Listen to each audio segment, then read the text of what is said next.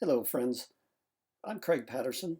I'm co-chair of the Program Planning and Events Committee, Solano County League of Women Voters.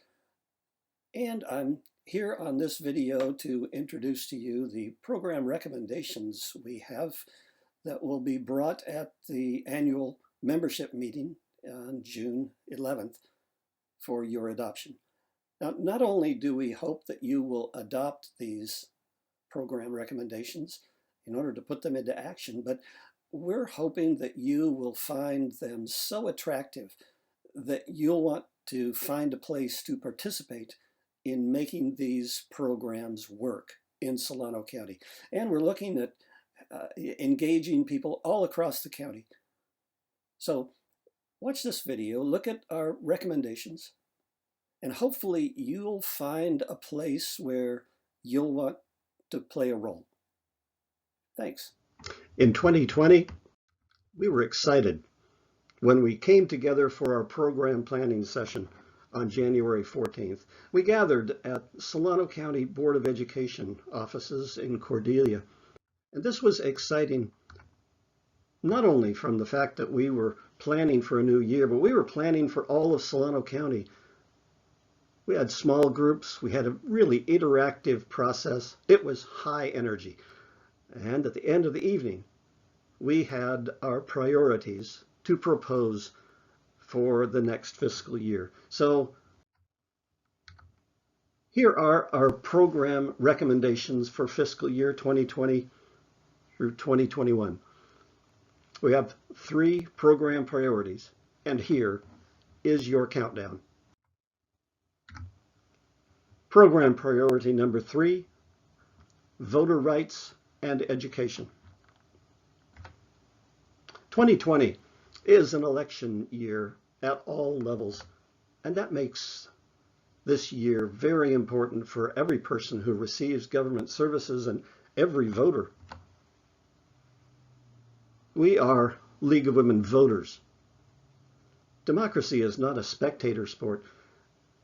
2020 has some remarkable challenges and opportunities. So our program priority number 3 is voter rights and education. Number 2, homelessness and housing. The housing crisis is real. It's real at state and local level, and it continues to get worse. Now, for veterans, for minimum wage workers, families, commuters, everyone, the housing crisis is real.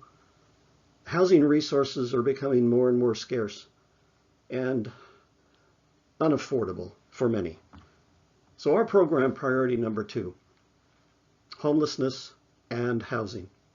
And now, let's move on to program priority number 1. Yes, climate change. Climate change is our most urgent issue for the year, and many feel for the decade and for the century. We need to understand how climate change is going to affect our lives and many future generations.